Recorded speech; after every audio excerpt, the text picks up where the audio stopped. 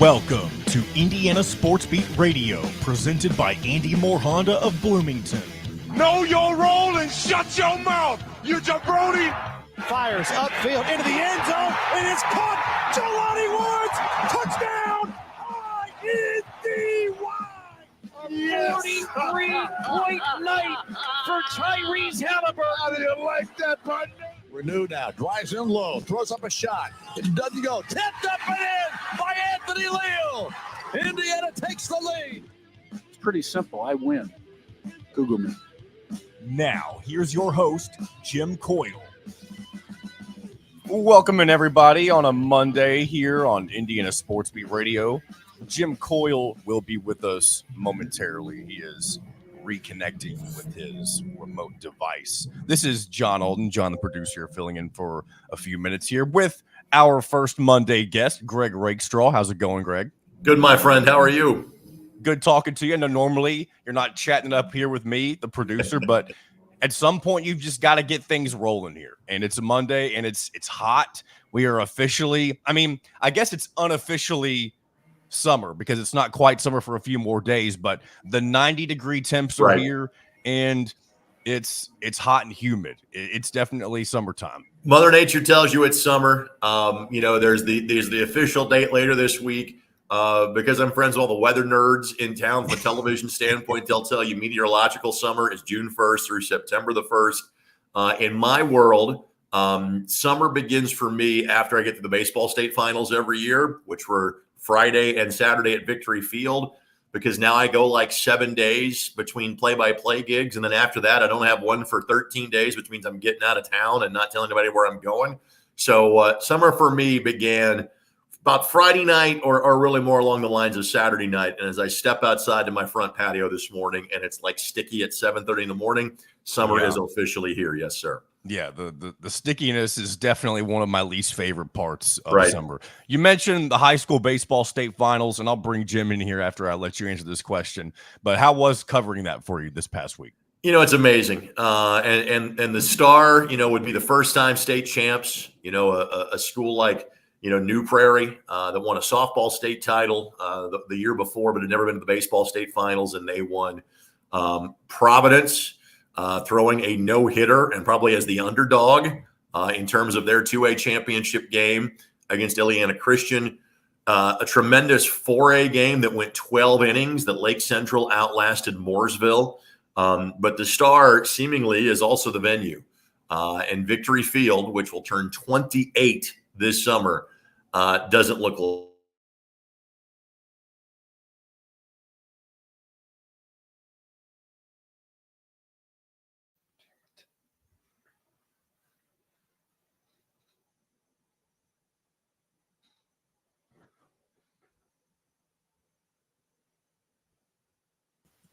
Did we lose Greg? I see you moving, Jim. Okay, good. I was going to say, I thought it was me. Okay. No.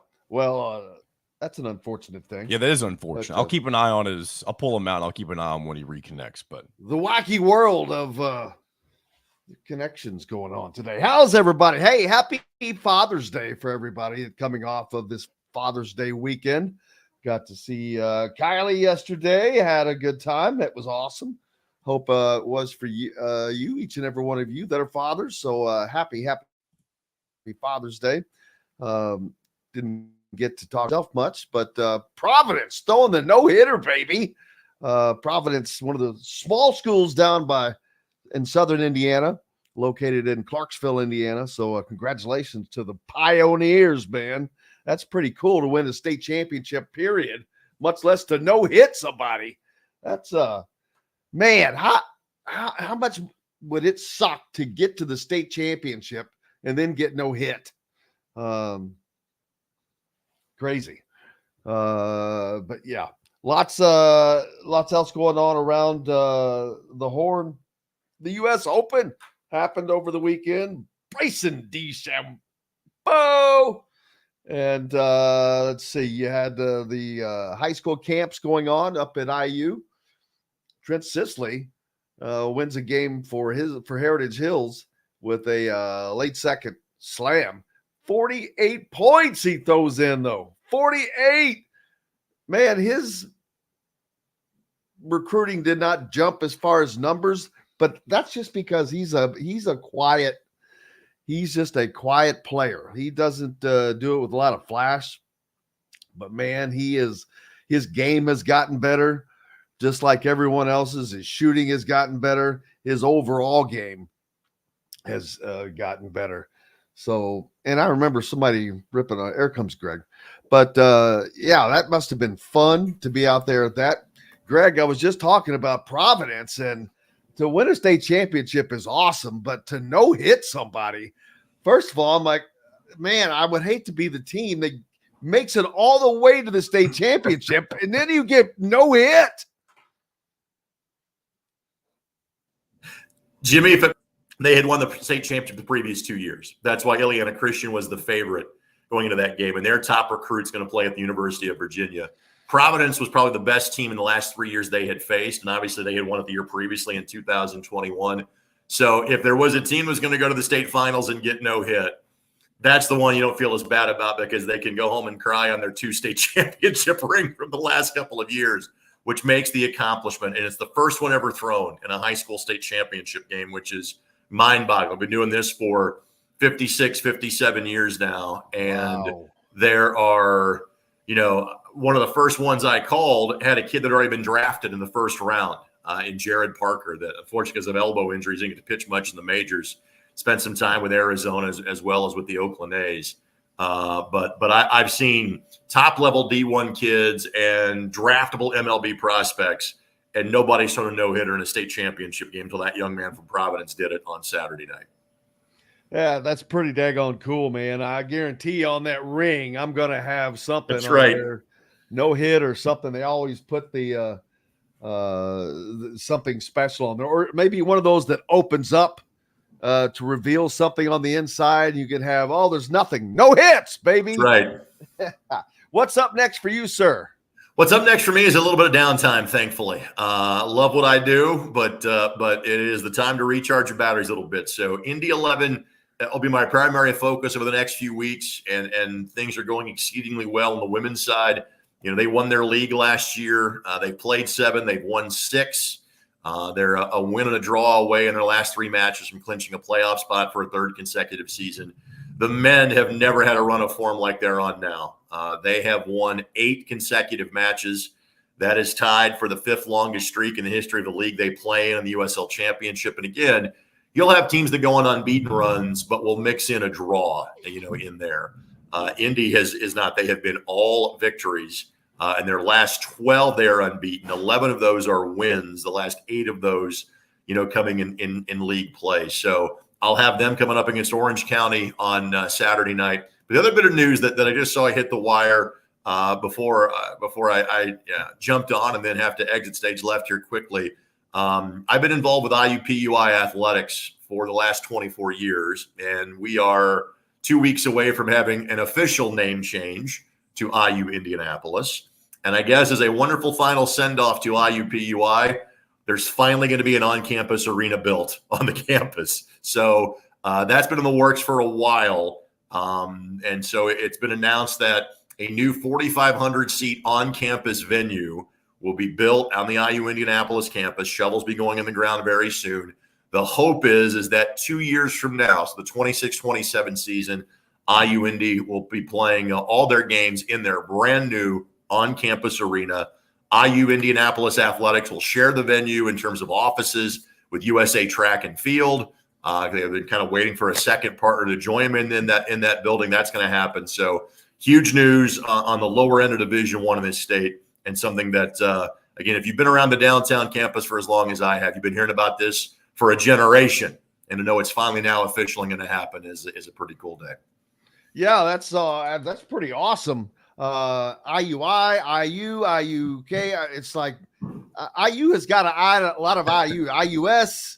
Right. I don't even know all of them, but was someone asked, will they still remain the Jaguars? Yes. So there had been some conversation about, do you go back to the old nickname, the Metros, and that nickname was dropped when they went to Division I to start the 98-99 season. But and wisely so, I think knowing that the name change, it took so long people to get used to saying IUPUI, and now it just rolls off your tongue. You don't think about it because, again, they've been Division I for 25 years now. But I think it was, hey, knowing there's going to be some confusion over the name change with IU and Purdue splitting campuses, and now all athletes that play for IU Indianapolis are going to be on an IU degree track, not a Purdue degree track. It was, hey, let's stick with Jaguars and let's emphasize Jaguars. That's the commonality there. And frankly, part of the reason why that name change happened, why they picked Jags 25 years ago, there's only two other teams in Division I that had that as a moniker: South Alabama and Southern University. And that still remains the case in 2024. So we'd like to stick with Jaguars. They'll really focus on Jaguars. You'll see a little bit of IU branding, but Jags will be what will be the common theme there. Pretty wild. Greg, I can't thank you enough as always, brother. Happy Father's Day, by the way. Thank you. Belated Father's Day, but just want to get that in. And Greg will be off next week on assignment, as we say. Right. He'll be on assignment next week. I will join you in 2 weeks, Jimmy, from Greensboro, North Carolina. And I will tell you why that morning I am joining you from Greensboro, North Carolina. I already know. I can guess because of the location. Right. But I look forward to it, sir. Thanks, buddy. Appreciate you. You as well. Have a great one. Greg Rakestraw joining us here on Indiana Sports Beat Radio. Up next, the man, the shot father, Todd Leary, joins us here on Indiana Sports Beat Radio, brought to you by Autograph, the app made for real fans to get unreal rewards. Just go to the Autograph app. You can download it at your Google Play or Apple App Stores today. Use ISB Media as your sign-in code. Todd Leary up next, right after this. We'll be right back for more Indiana Sports Beat Radio with Jim Coyle, presented by Andy Moore Honda of Bloomington. In the market. Good day, sir. What's happening? Look at you, boy. You getting pumped up? I like it outside. Got man. That's a heck of a view right there. Oh, isn't it though? Yeah. I like my little down the canal here. Got a good little view. Man. Dude, I never knew. Gee whiz. That's pretty sweet.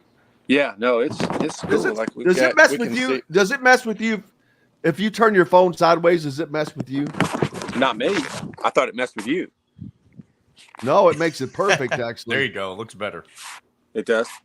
See the Sir. you see the whole deal there. Oh, I remember why I don't usually do that, but I don't. Because you say you're not looking at the camera. Yeah, because the camera's over to the side.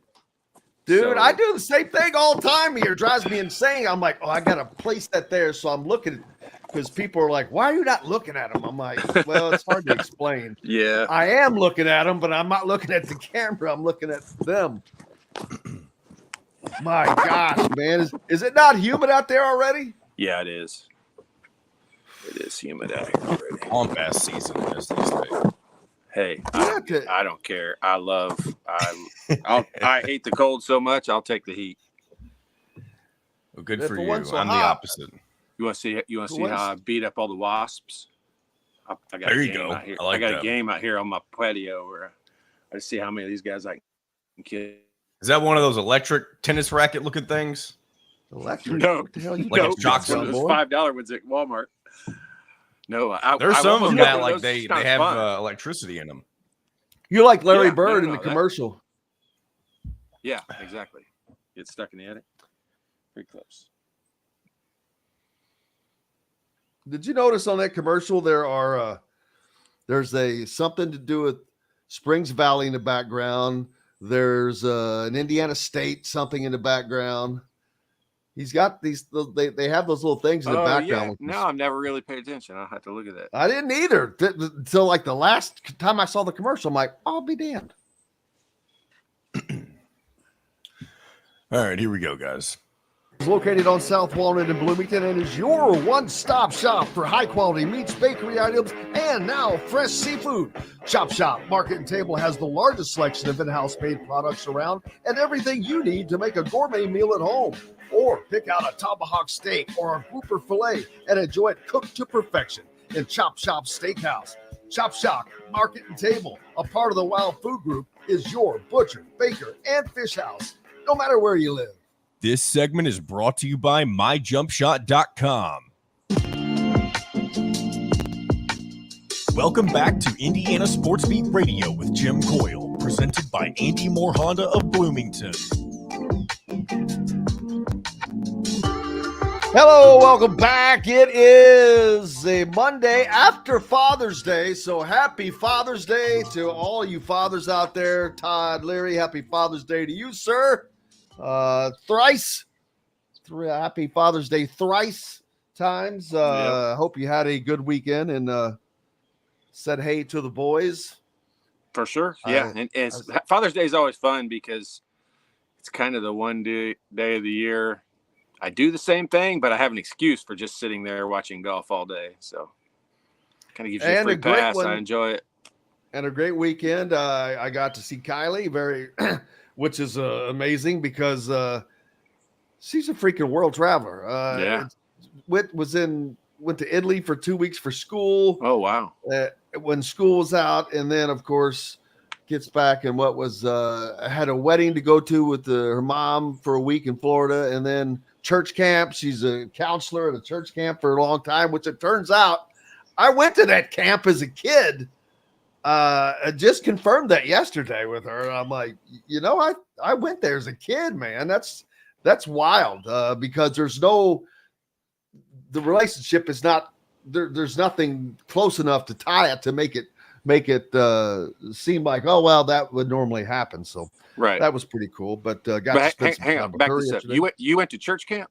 You went to church camp? I went to church camp one time, and I got a. I just double verifying what you said there. I know, I've got a scar on one of my fingers from the wood. When we were doing the wood thing, we had these. I can't believe they gave these to us. These were like scalpels, and it scalped me. All right, I can't find the scar now. I forget where it is, but it like lit the side of my finger up when I was 9 or 10. The fact that you called it a wood thingy probably had something to do with the fact of why you didn't know how to use it.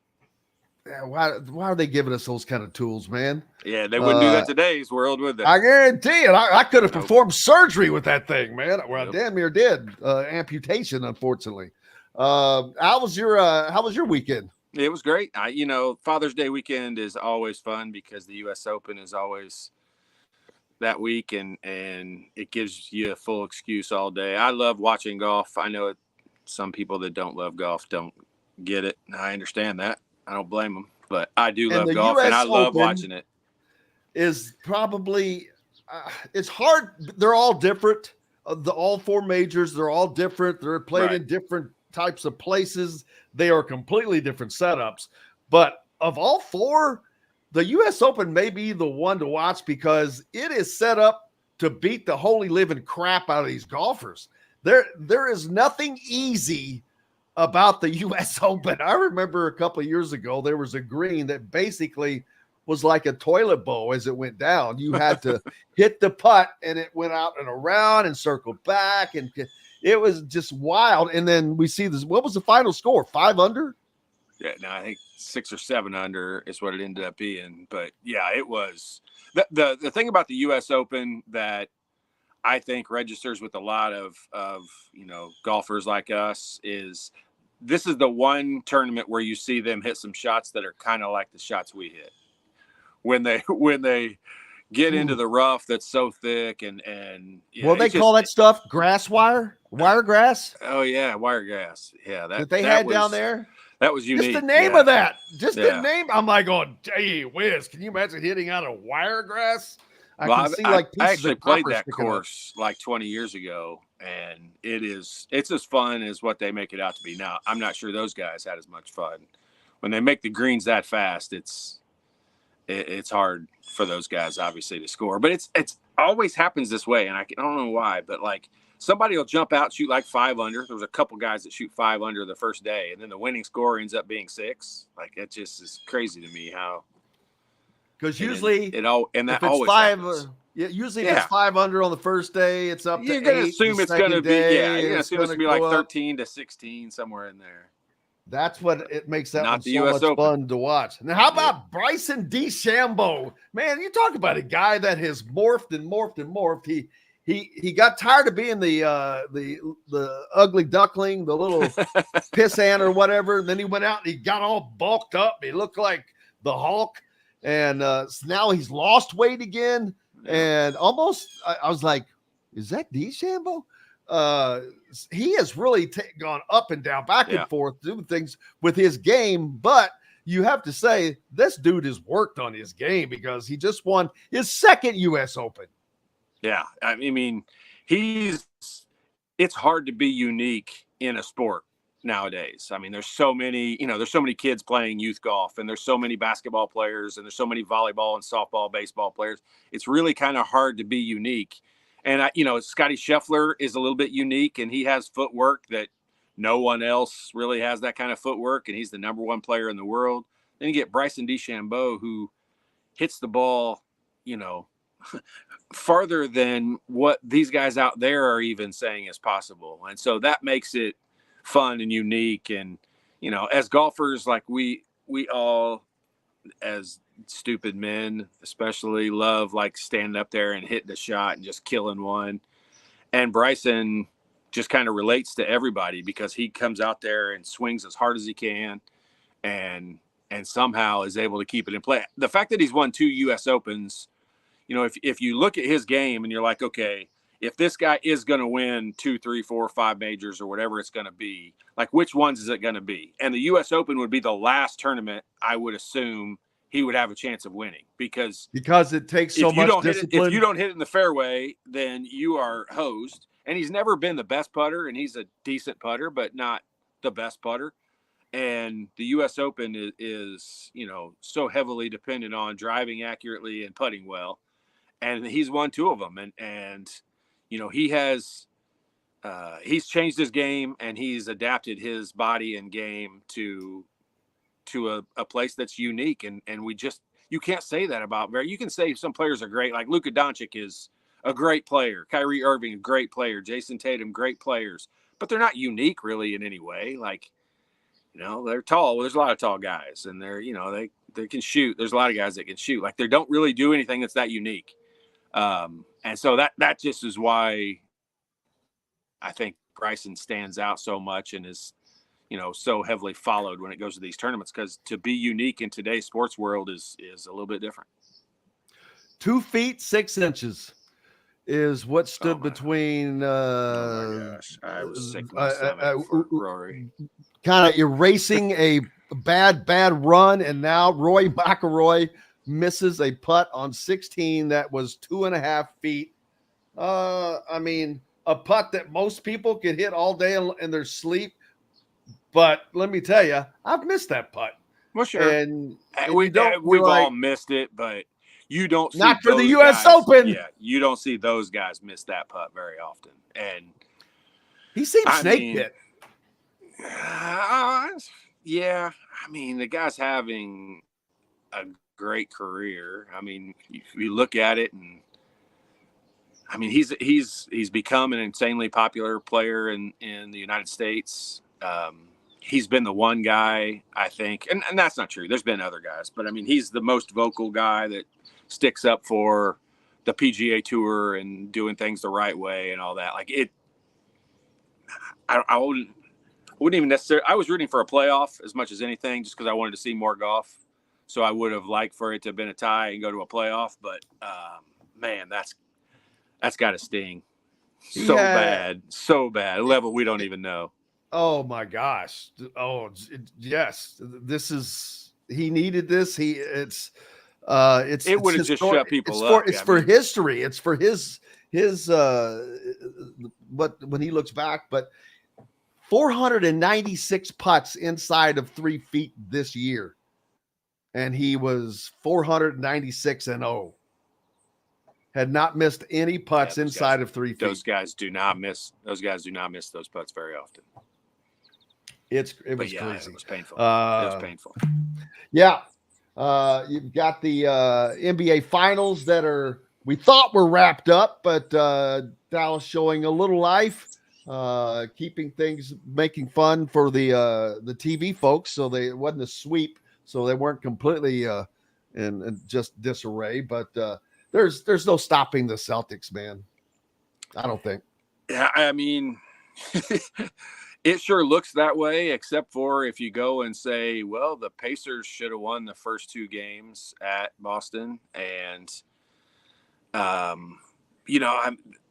they are handling business, and they totally dominated. I thought the first 3 games, the scores weren't crazy out of whack, but I mean they dominated those first 3 games and showed why they had the best record in the league all year long. But it's just so weird. Like, then you come out that next game. That's why I thought Dallas had a chance before the series started, because Minnesota defensively, I thought, was the best defensive team in the playoffs. And Dallas handled that pretty easily. And that surprised me a little bit. I kind of thought Minnesota would win that series. And then it shows what I don't really know about the NBA. Well, you're not the only one. I mean, Minnesota's defense, just when they took Denver down like that, I really thought defensively, this is going to be one of the years defense is going to win in the NBA. And, it's not going to. Like, offense, you have to be able to play some defense. Yes, I get it. I'm not saying defense doesn't matter. But in the NBA, you got to be able to score the ball. And if you can't score, you can't win. And, that Pacers proved that. When they couldn't shoot the ball, they couldn't beat anybody. But when they did shoot the ball well, they beat anybody. Yep. Have you been watching any of the College World Series? I have not watched a single game. Well, that's good. That makes for great conversation. No, I'm just kidding. It ended up being 4 SEC teams, 4 ACC teams, and that is still rolling on right now. Tennessee lost a game that they won. They came back. So looking forward to talking to K-Bro. He's out there. Florida had a game 1 and was robbed of a home run in the 9th inning. Ooh. Robbed? You mean the guy caught it over the fence? Yes. Just nuts.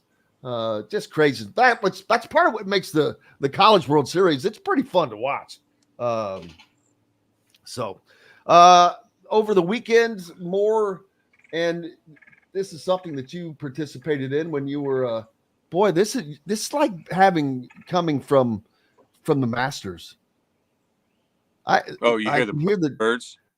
Hear the birds in the background? That's a different type. That's like some kind of funky bird, man. He's in this tree right behind me. He doesn't like me encroaching on his morning, I don't think. He's wanting some airtime. Yeah. For those of you that can't see, Todd the background is amazing. You can see Lake Monroe behind him. And a long stretch there, with a good looking sky. It's a good looking morning sky. I promise you, it's not as pretty as it looks. It's probably about 90 degrees out there already. I was sitting out here having my coffee this morning, and I was like, you know what? I'm just going to do the show out here. It's so pleasant and nice and calm. Yeah, if I could move air conditioning around like in a box, I would do that as well. But not so much. I say this a million times every year. I complain about the cold way too much. I'm not going to complain about the heat. You know what? It's easier to cool down than it is to heat up, and I'm with you on that. Yep. Although I've been gone over the last several days, and as I knew, I've got like 3 hanging things of flowers.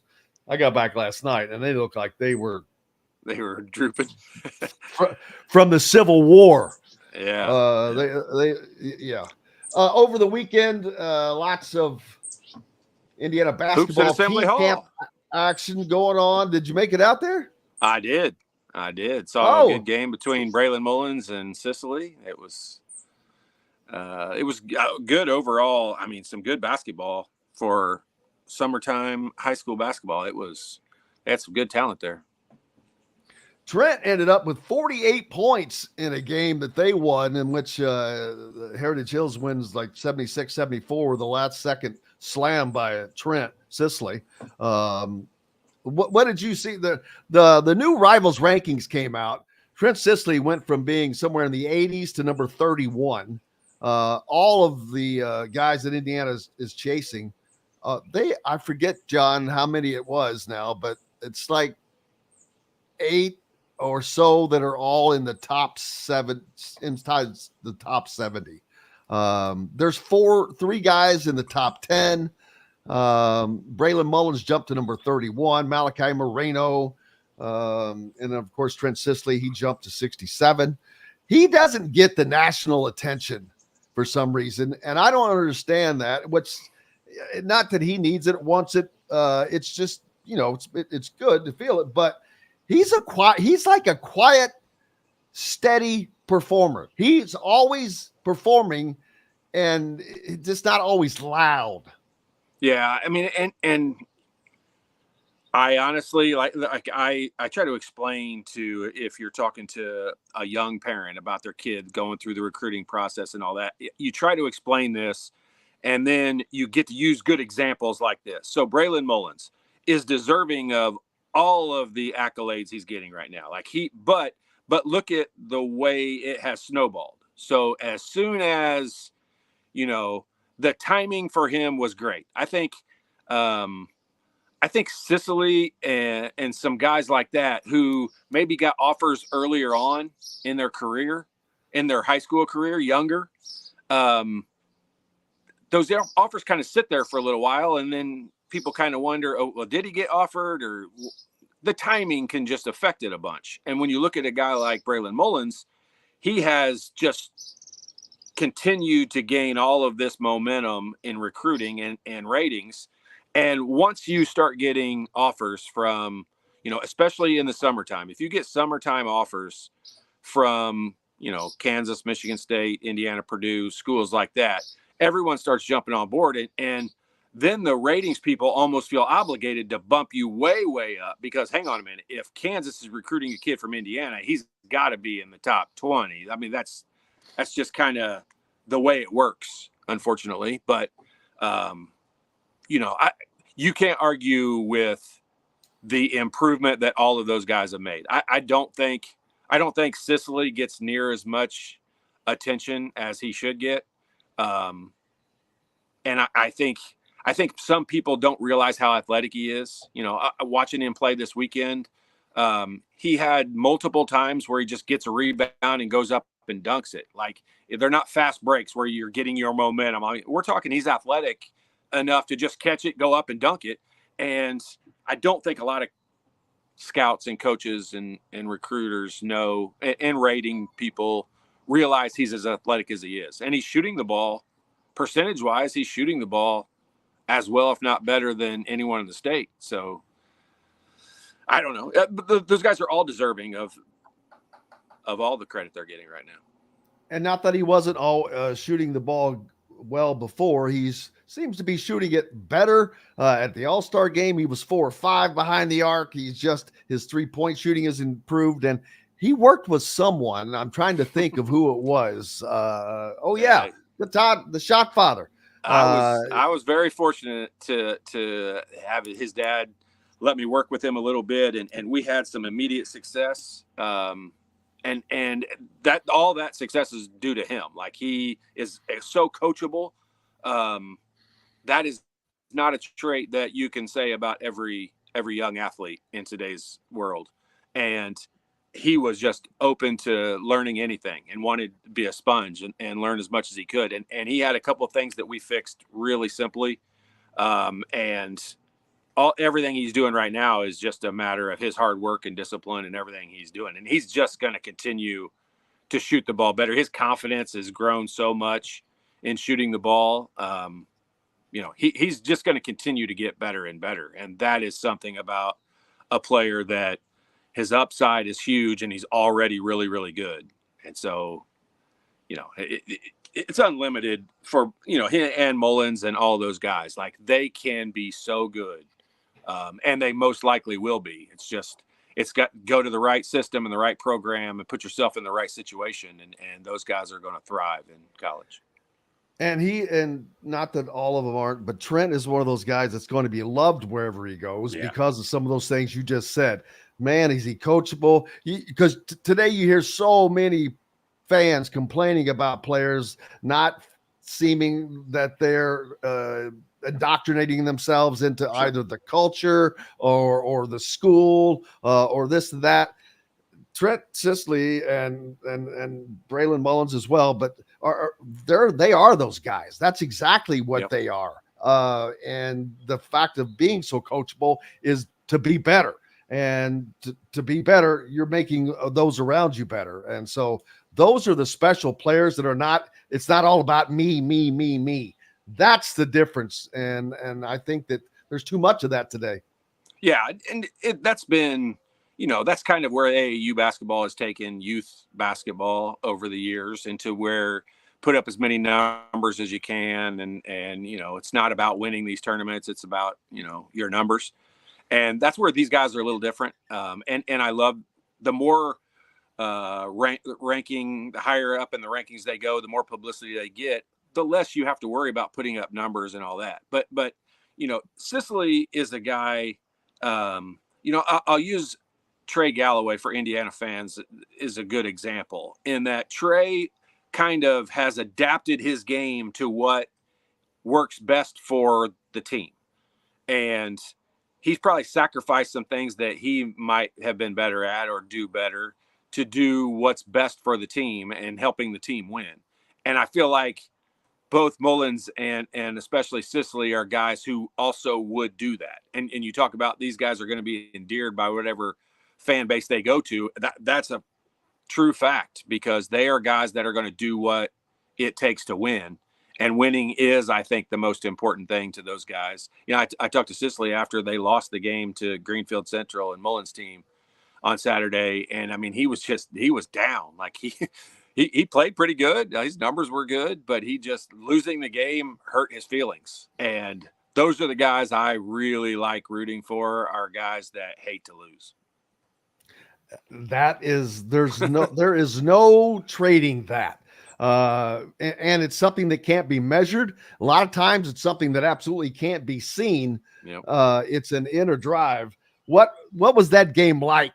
Because first of all, Sisley, Trent, and Braylon, obviously two completely different positions, shooting guard, wing for Trent. But that Greenfield Central probably has a better overall team, I think. But that were had to be a hell of a game to watch. They were deeper. Yeah, they were deeper. I mean, they had a lot more guys they could run in, and they played a lot of zone. Greenfield played a lot of zone in that game, and it was your kind of typical high school game. Greenfield made more shots from the outside, and especially the game got pretty close a few times. Greenfield got out to a little bit of a lead early on, and it kind of hung around that 8 to 12 point margin throughout the game. But then Heritage Hills got it down to inside of 5 points with about 6 minutes to go in the game. And then there was just a barrage of 3-pointers from Greenfield and a couple from Mullins and a couple from other guys on their team. And then it got back out to like a 15, 20 point lead pretty quickly. So it was a good game. But Greenfield was pretty much in control the majority of the game. And much as opposed to AAU action that we see a lot of during the summer, even the guys we're talking about, Braylon Mullins, Trent Sisley, et al. Are now this gets mixed back because these are their high school teams. So it's a different pace of play, or not so much pace, but it's a different style of play completely. It is. It's a different pace, style, all of that, because you're talking about high school. I mean, we're when we go watch them play in AAU tournaments, Sisley and Mullins and that Indiana elite team, we go watch a lot. Every guy on that team is going to have a Division I offer. And when you watch the high school teams, there's probably going to be one guy on each team with a Division I offer. In some of the games, there's no Division I offers. And so it's totally different level of basketball. But it's also, it's kind of, you get to see a lot of freshman kids play, and I enjoy watching kids develop and get better. So to be able to watch some of the younger kids play and play with a guy like Mullins or a guy like Sicily only makes them better. I remember as a freshman and sophomore in high school playing with the upperclassmen and the older guys, and you just really look up to them and you try to, emulate and do some of the culture that those guys have done at your high school. And that makes it fun. And Braylon Mullins is developing a culture at Greenfield that is awesome and cool and fun. Same way with Sicily at Heritage Hills. I mean, that's, he's got a following there. I go down there and shoot with them, and I can see students just stand around and watch him work out and shoot. And like, he's an icon and a big figure down there. Oh, it's like when you were in high school at Lawrence North, or Pat Graham was at Floyd Central, Damon Bailey at Bedford North Lawrence. I mean, these guys become larger than life in a way, especially in a state that values basketball so much. And especially in the smaller towns. Like, yes, in Indy and being at Lawrence North, yes, there is that to an extent, but not like it is when you go to a small town community. And I hope I'm not saying that derogatory, because I mean it in a positive way. I told Trent Sicily this when I was down there. I'd have given anything to grow up in an area like where he was, because it's just a small town. You could tell every time he goes. I mean, we went out to dinner down there, and people would just stop and talk to him. Their family knows every other family in the restaurant. It's just fun. Like, I think that's neat. It's not for everybody, but I think that's cool. And especially when you're talking about high school athletics, I saw all the other little kids at their school, like, looking up to Trent. Like, that's a cool thing to be. I remember that at Coach Kiefer's camps in the summertime.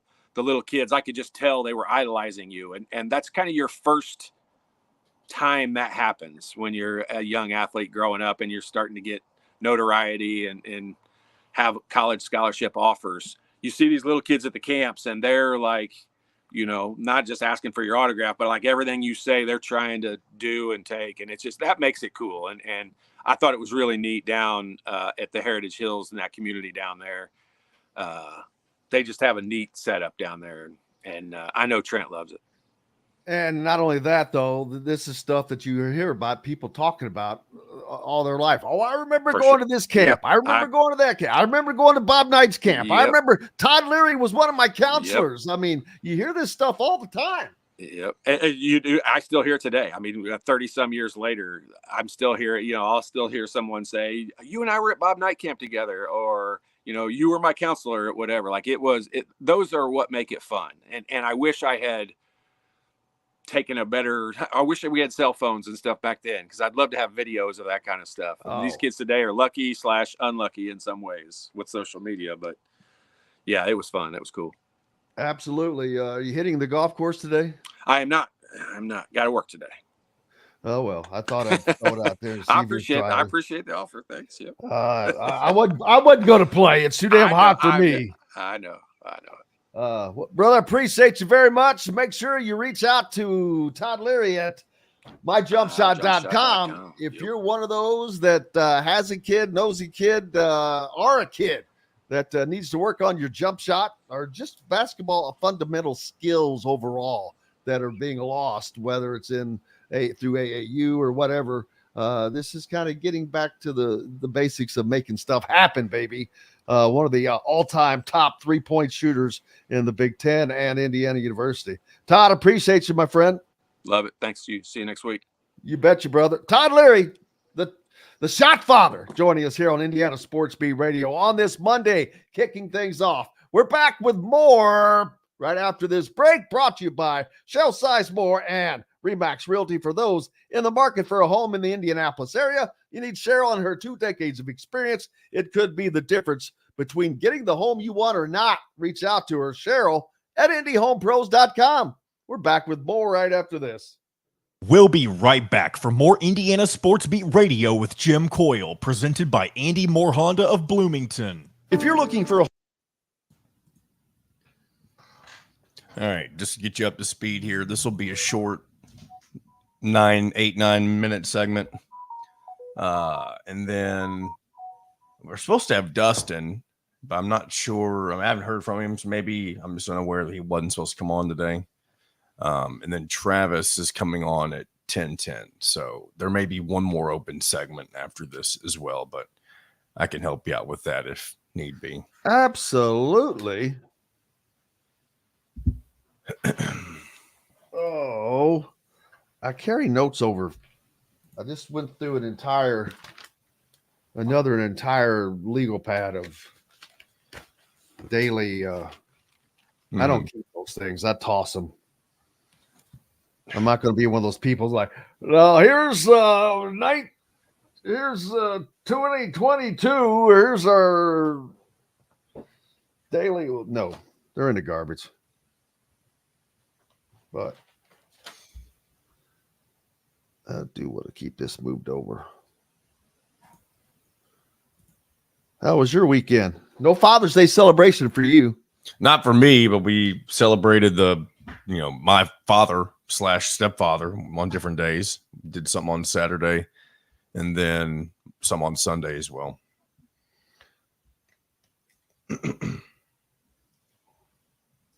I've got to rewrite down all of the Indiana movies shot in or around or about the state. Oh, yeah. Real quick, what was that primarily you and Todd were just talking about? I know you all were talking recruiting type stuff, but what was the kind of the overall? Camps, there was a camp at Assembly Hall, right? Well, That's yeah, what it was. But they're always, there's not just this weekend. There were multiple before. Indiana, they're team camps, Indiana basketball team camps. Gotcha. That's what they're called. But it was Mullins versus Sicily, which was pretty cool. Excuse me. All right, here we go. Selection of Andy Moore Honda in Bloomington. Right now, get a brand new Honda with no payments for 90 days. That's right, 2023 and 2024 Honda Pilots, HRVs, CRVs, Honda Ridgelines, payment free for 90 days. Or get 0.9% APR financing for 36 months on a 2023 Honda Ridgeline. Go to AndyMooreHonda.com and get more to your door. This segment is brought to you by Freethink Apparel. Welcome back to Indiana Sports Beat Radio with Jim Coyle, presented by Andy Moore Honda of Bloomington. Hey, welcome back. It is Monday, and it is hot, or it's going to be hot all week, as a matter of fact. We got away with it for a while, but man, oh man, is it going to be a warm one every day in the 90s. The flowers the flowers that I had that were hanging were near dead when I got back home last night after not being watered for 3 days, which I was like, oh gosh, here we go again. I've already brought one of them back to life. Now I've got to do that again. Then I had planted flowers in the front. There are tons of deer around here. Those SOBs just finally wiped everything. Everything was gone. And I'm like, I was furious when I saw that. So I got to get some Deer Be Gone, something to spray on it or whatever. But I'm like, okay, you got the run of the place. You're not getting shot out here. You're not getting shot at. You got the life of Riley. You can't leave everybody's flowers alone. They take no consideration. Yeah, those deer are ruthless, man. We don't have them as much. I mean, I guess we do have them a little bit around my part, but they don't sneak into the yard as much as some other places for me. Well, no, I mean, this is an unusual thing. So yeah, it's what are you gonna do? What are you gonna do? So lots of potential players. It wasn't just Braylon Mullins and Trent Sisley either. There were a ton of guys that were in action at Simon Scott Assembly Hall and Cook Hall and whatnot at the Indiana team camps over this past weekend in Bloomington. Desmond Briscoe there were trying to think of all the different guys that were playing there, but tons of it. And just some different kind of unique, cool to get to see those teams play. You may not get to see them play sometimes, and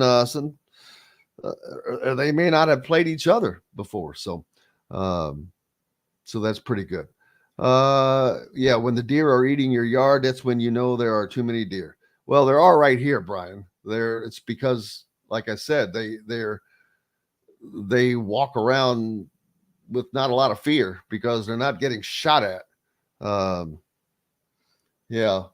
Well, not kind of not allowed to bring out the shotgun.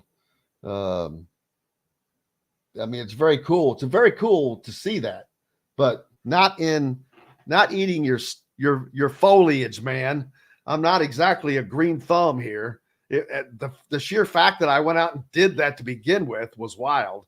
And they had made it through all this time. That's what I didn't understand. This has been like a month. These things have been out there, and the flowers have been there. And why it's like they knew I was gone. They knew I was not there. I need to put like some kind of an alarm that whenever if you cross this, it's like daggone it. What am I trying to think of, John? When you set it off like a light sensor. Anyway, when you trip the sensor, motion detector. Yes. Take like a motion detector, more lights, and maybe some music to go with it. Hey! Or just yell, hey! What? Hey! What in the hell are we doing, Brian? What's that remind you of? Hey! Hey! Hey! What in the hell are we doing, Brian? Hey, what in the hell are we doing, Brian?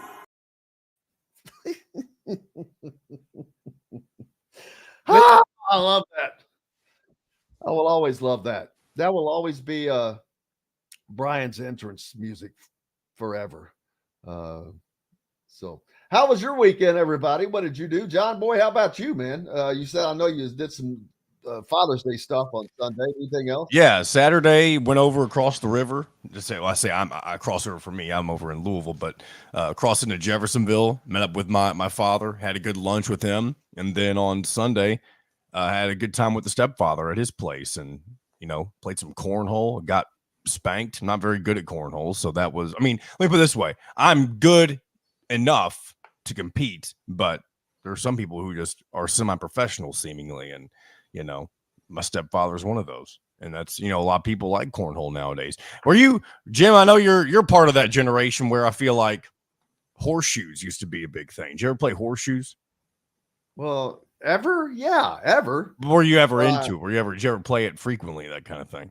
No, not really. No. Okay. I was like, that was the big game. That was the big, tossing game that people, at least around this area, were playing before cornhole was very big. I was roping, man. I was right. spending my time roping. But yeah, no, I was out doing that deal. We were talking about some of the kids that were in play in Bloomington over the weekend, and there's been a lot of conversation at the Hoosier.com on the premium boards about a kid down in New Albany, Noah Washington, who I think he is going to be a freshman. Yeah, he's going to be a freshman, or is a freshman, whatever, coming up here. He is just received all kinds of attention. I remember seeing a video of him last year, and I'm like, oh, wow. As a matter of fact, I need to get David on here, another friend of mine, former coach down in New Albany, and actually a Greene County native. He played some high school ball with Dusty May before going down to New Albany and playing. So I'm going to get David on to talk about this kid. But yeah, he's people are the ones that have seen him and watch him a lot say that he's much further along than, say, someone like Romeo Langford was. who was a very, very obviously a very talented basketball player. But as a freshman, this kid has got skills, man. He's dunking. He can bring the ball up. He's got size. He's already 6'5" or 6'6", I think. So there is constant talent coming from this state and from all over the place. And that, man, that's becoming or it has become a much more difficult thing to manage for coaches, I think. We talk about this all the time. I'm like, all right, where do you manage what you bring in? I mean, who doesn't want to bring in Trent Sisley and Braylon Mullins and Jalen Harrelson and Malachi Moreno? You know, and not just those four. There are many others, but those four, you would consider them local, even though Malachi is from down closer to Lexington. He plays for Indiana Elite, but fans like to see Indiana kids play well for Indiana. And it makes sense. Most places you don't see that. New Mexico, their best players are not from New Mexico. Just Utah, it doesn't matter. Kentucky, Duke, all of Kansas. Most of their best players are not from in-state. Indiana is one of the few places that can do that. So we've got lots more coming up here on Indiana Sports Beat Radio. Appreciate you being with us on this post-Father's Day Monday. Brought to you by our friends at FreeThink. Get all your printing needs done, whether it's 24 T-shirts for the upcoming family reunion or 200 for baseball, softball, horseshoe pitching league, whatever. Reach out to freethinkapparel.com and they can get you taken care of. We're back with more right after this. We'll be right back for more Indiana Sports Beat Radio with Jim Coyle, presented by Andy Moore Honda of Bloomington. In the market.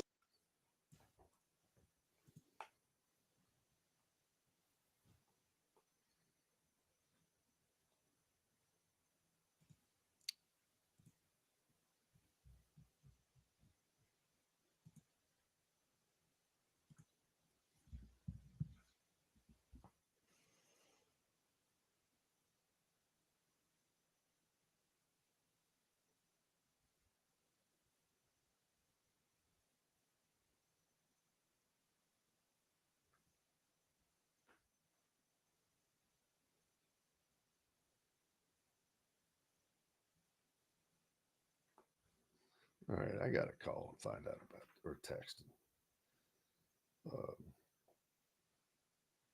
Daggone it. Oh, forgot the name.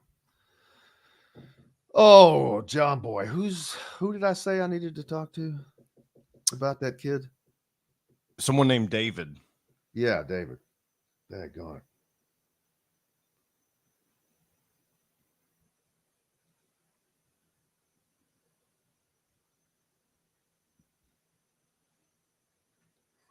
Big Dave Brewer. Hey, where would you compare Noah Washington right now to Romeo Langford at that same time? ? He will know.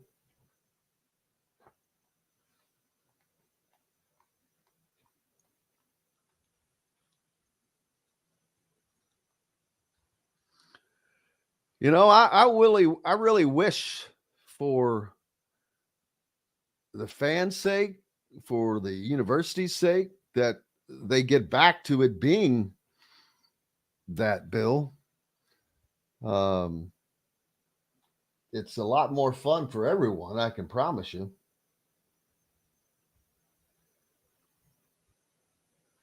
Now, what 2027 kid? Are you talking about the kid from New Albany?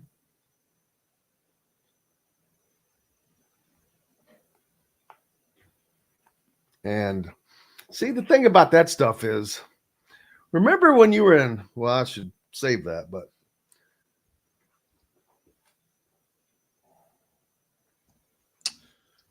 You know what? Is Florida still alive? I'll check. Let me check on that real quick, and we can talk about that if you want. I didn't watch a ton of it, but we can briefly talk about it. For lots available with scenic views of the golf course. Contact Amy Rhoda with Rebesco Real Estate for additional information. 812-583-0919 or go to mystonecrestliving.com. That's mystonecrestliving.com for more details. This segment is brought to you by Hoosier Hanks East. Welcome back to Indiana Sports Beat Radio with Jim Coyle, presented by Andy Moore Honda of Bloomington. Welcome back, Indiana Sports Beat Radio on this Monday, post Father's Day. Happy Father's Day again to all of you out there. Thanks a lot for being with us. Hope it was a lovely weekend. It was kind of warm out there, no doubt, without question. So just checking the College World Series. I'm trying to find the current situation. Boy, Tennessee, they played 4 in the 9th inning again and stunned Florida State on a walk-off hit. But they almost did that again in that second game against Evansville. They were down 10-5 going into the 9th, scored 3, make it 10-8, and flew out with the bases loaded, losing that game 10-8. But they've moved on from there, and they move on after that and beat North Carolina. So Florida State ended up ousting Virginia with a couple of home runs. Texas A&M robs a home run in the 9th inning. That was against Florida, and I'm trying to think, is Florida still in this thing? Yeah, so I don't believe any team has been eliminated just yet. Florida will take on NC State today, and in a game that the loser will be eliminated in. Elimination game. Well, if the Gators make it through, we'll have to get Cabro back on and find out what's happening out there in Omaha. But man, has anybody been watching the College World Series? What did you watch over the weekend? Especially as hot as it was. I'll tell you what, I'm surprised the rise of Kentucky baseball. And I know a lot of people around here aren't Kentucky fans, obviously, but Kentucky was a program kind of like Indiana for a long time when it comes to baseball. They had never been to a College World Series until this year. They were the number 2 overall seed coming into this postseason. And now I believe, Kentucky was. Yeah, right behind Tennessee. Are you kidding me? Yeah, they won the regular season in the SEC this year. So Kentucky having I hate to call it, it's a historic season for the Wildcat baseball program. People are calling them the Bat Cats, which, I believe that's kind of clever, even though it may be a little bit corny. But yeah, they'll be in the driver's seat today if they can take care of Texas A&M in their second round game of the College World Series. In the last decade, but to show you how strong baseball is in this area, in the last decade, Indiana, Louisville, and Kentucky now have all made it to the College World Series. That's tough sledding. It is. If you look at who all has made it and who all is in there right now, it's warm weather states. Warm weather states. And the entire College World Series is comprised of SEC and ACC teams. All right. That's I hate to say that's insane because it's probably not, but it's a shame that there really is only 2 power conferences, if you want to, in Division I baseball, because those are the conferences that thrive in baseball. And it's proven. So it's all about weather. It's all about location. It's all about weather. And there are good teams out in the Pac-12 as well. None of them made the College World Series. I believe Oregon State's pretty good. Well, there is no Pac-12 anymore now, so it's gone. Not anymore. There was this season, but not anymore. Now, will that help in Big Ten baseball? We'll see. That's going to be yet to tell. UCLA is a good program. Obviously, I mentioned Oregon State. They won't be joining the Big Ten. Washington, I'm not sure that they have a team. Don't know that. And Oregon, I know they've gotten better over the past couple of years. Oregon has. And USC, I'm not too sure about their baseball program. Yeah, it's going to be interesting. Definitely interesting to see how that impacts not just baseball, but all the sports. Soccer. Think about soccer. UCLA, good soccer program coming in to give fresh blood to challenging Indiana for Big Ten supremacy in men's soccer. Volleyball. Okay, now here's one that's I would have always thought that before I knew better, if you would have asked me compare UCLA, USC volleyball to Penn State and Nebraska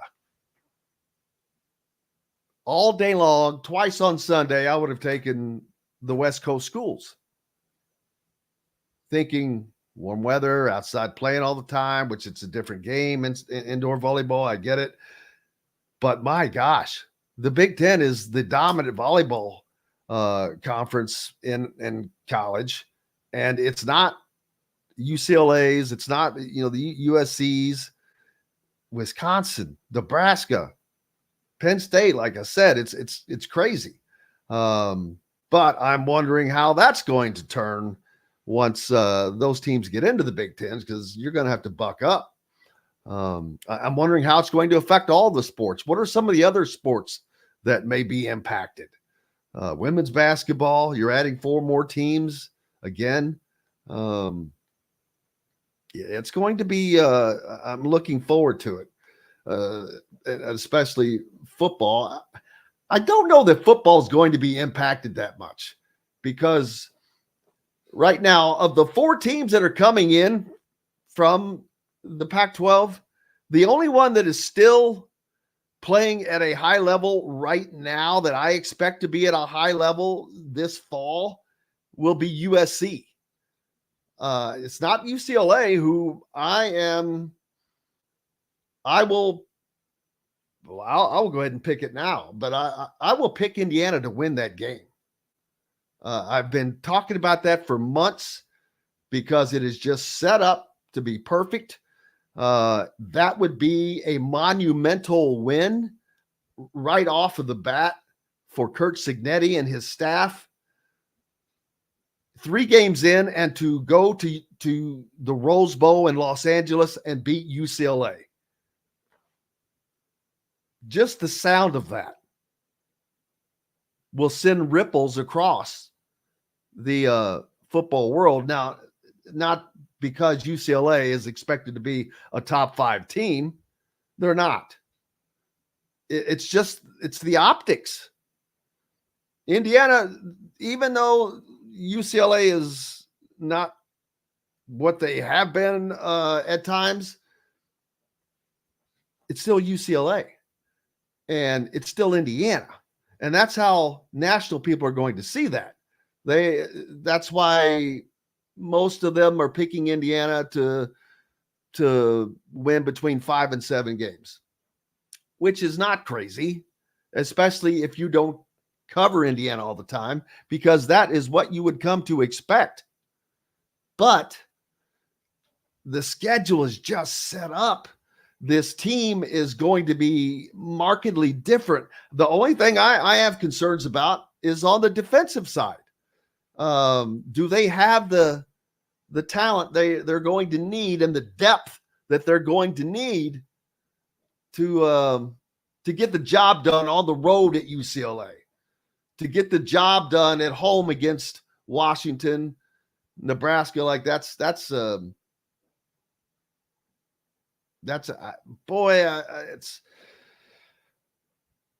8-3 is beyond lofty, but I keep staring at the schedule every day. I've got one up in front of me, and there's only 2 games that I would say are guaranteed, but I hate to say the word guarantee losses. It's not fair, but Michigan and Ohio State. Okay. You're at Ohio State on top of that. Michigan, they're coming off of a national championship year, but coaching change, that's another change. Michigan State, that's on the road. That's a tough place to go play. But Indiana's done that more than once here in the last several years. So that's doable. That Nebraska home game to me is going to be the third toughest game on their schedule. And Washington's not going to come in here and roll over. They've got a new coach from Arizona, but they're not going to have the talent they had last year. There's no Rome Odunze. There's no Michael Penix Jr. They don't have Kalen DeBoer. They don't have Ryan Grubb. So it's the opportunities for Indiana football this year, mind-boggling. I mean, truth be told, if everything went perfect, that team could go 9-2, but I could. First of all, win the lottery. 9-3. They have my bad. They have 12 games. They could go. Okay, yeah, thank you. They could go 10-2. How ridiculous does that sound? It is definitely ridiculous. I mean, that would entail all the pieces coming together, everyone in good chemistry. But I mean, don't forget, you've got 8 home games. Yeah. With Michigan being only the one of the 2 toughest games at home. Ohio State's on the road. So let's say you've got 7 home games. Let's take Michigan out. You've got 7 home games. Of those 7, the toughest is going to be Nebraska. I just don't think there's any doubt. And I think it's hard to expect. It's one thing to know your potential, and I think I agree with you to some extent, Jim, that I think if all the pieces were to click and you have one of those rare seasons, yes, that 10-2, even though it's one of those things that feels wrong coming out of your mouth just because of the nature of Indiana football, I do think that there is I don't even want to call it a possibility. Let's call it a pipe dream. If the pipe dream happens, then that's the type of season Indiana could have. But I find it hard to believe that Indiana won't have even if they do have a great team by Indiana standards, I don't see them having a year where they don't have at least a couple of slip-ups where maybe they let a few games slip away. So I do think it's more likely if the pieces do fit for Indiana in Curt Cignetti's first team. I think where you could be ultimately, I mean, you could be satisfied with 6-6, but I think Curt Cignetti would be, and if you, I'm kind of dancing around the thoughts in my head, I guess, right now, but I think what I'm trying to get to is 8-4, I think, is a record where fans, the staff, and players too would be satisfied in having a great season, especially in year one. And look at that. For those of you watching on YouTube, Jim's got an 8-4 record circled or squared, I should say. I guess you've landed on that as well, on what could be likely for this Indiana team. Yeah. And as crazy as that sounds, and I know it sounds crazy, trust me. I've been covering. We may be eating crow here in 4 months. I'm not eating crow because I'm not saying that it's like, oh, they're going. No. Yeah. 8-4 is beyond legitimately you can, I don't want to say count on. 8-4 would not be shocking. Would not be shocking. And I think sometimes we forget Indiana not too long ago, and again, it was under Tom Allen, and I know this isn't Tom Allen anymore, but they went 8-4 with Tom Allen. But the year before, they went 6-2 in the COVID season. Well, to go 8-4 now, they would have to beat Purdue at home, Washington at home, FIU at home, Western Illinois at home, Charlotte at home, Maryland at home. There's 6 right there. Okay, there's 6 wins to me. And plus, Maryland is going to be adjusting to life without Talia Tagovailoa. Well, that's another big thing for them. But that's why I listed all those in one group. There are 6 games right there, 6 that should absolutely be wins. 2 more at Northwestern and at UCLA. Those are winnable games, and that would put you at 8. And I haven't mentioned Washington yet, I don't think. Have I? Did I? And Nebraska. No. So that's the 2. That's kind of like the 10. And I truly think that UCLA game is going to be and I think you kind of laid on this earlier. That's going to be the game for the national perspective of Indiana. Again, they won't be saying that they're a top 15 team. Well, it's ridiculous to say it. Let me be the first person to say that, because it's just the attention that Kurt Signetti would be getting nationally, though, if he is able to do that early on, I think would be a big deal for him. But what does Purdue do in their second year under their new coach? We can ask Travis Miller about that here in just a moment. Exactly. Up next from Boiler Upload, Travis Miller joining us. Brought to you by Boost Fundraising. If you know anyone that needs a fundraiser, Boost Fundraising is the most unique and user-friendly fundraiser there is, helping you raise more money quicker and faster, with each one getting their own designated page. Donors getting free stuff sent right to them. Make sure you go to boostfundraising.com. We're back with more right after this. We'll be right back for more Indiana Sports Beat Radio with Jim Coyle, presented by Andy Moore Honda of Bloomington.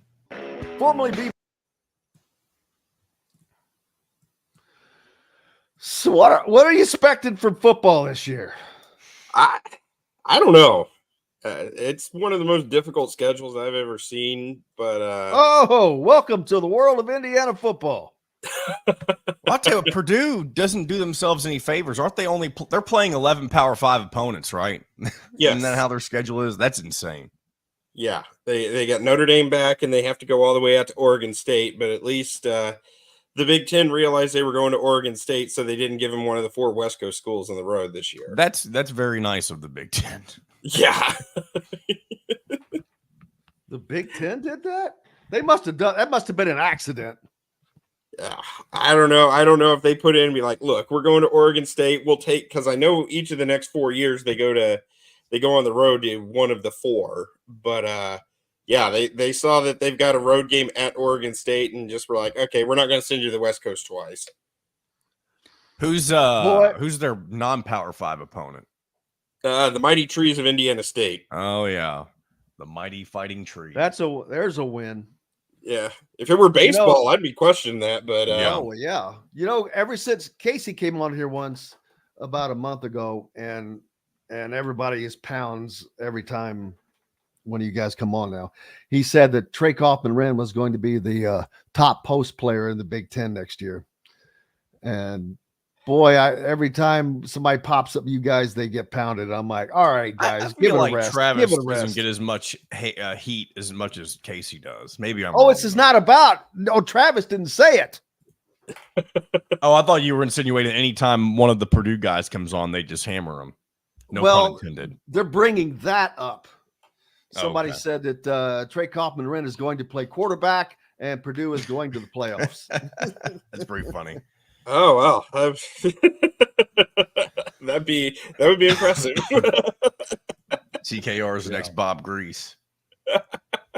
It's Bob Greasy was actually a good baseball pitcher too. Oh man, all quarterbacks are. Man, they're usually always pitchers. Yeah. Heck yeah. Have you been following the College World Series at all? Yeah, a little bit. I was happy to see Florida State lose, but I'm always happy to see Florida State lose. Oh, they're out now, right? No, they're still in the losers bracket. They got to play North Carolina tomorrow. Oh. All right, here we go, guys. CRVs, Honda Ridgelines, payment-free for 90 days. Or get 0.9% APR financing for 36 months on a 2023 Honda Ridgeline. Go to andymorehonda.com and get more to your door. This segment is brought to you by the Ugly Grouper. Welcome back to Indiana Sports Beat Radio with Jim Coyle, presented by Andy Moore Honda of Bloomington. Hey, welcome back. Appreciate you being with us on this Monday. Thank you so much. I hope you're enjoying someplace in the air conditioning because it's going to be a heater today, baby. Joining us now, Travis Miller from Boiler Upload. Happy Father's Day. Thank you very much. Yeah, thank you very much. I've got an 11-year-old son and had a good day with him yesterday. Called my dad and also found out this weekend I am going to be a great uncle soon, which makes me feel ancient. My nephew and his wife told the whole family that they are expecting a baby by the end of the year in late December. So older brother, of course, right? Or sister? Yeah. I'm sorry, what? Is it from an older brother of yours or sister? Yeah, my sister's 9 years older than me, so she had her kid. That takes all the sting out of it. Yeah, she had her kids when I was in high school, so but it's still weird. Yeah, I hear you. Weird. Yeah, my daughter is 21 and she can get married 10 years from now and it's still going to seem weird to me. So trust me, it doesn't matter.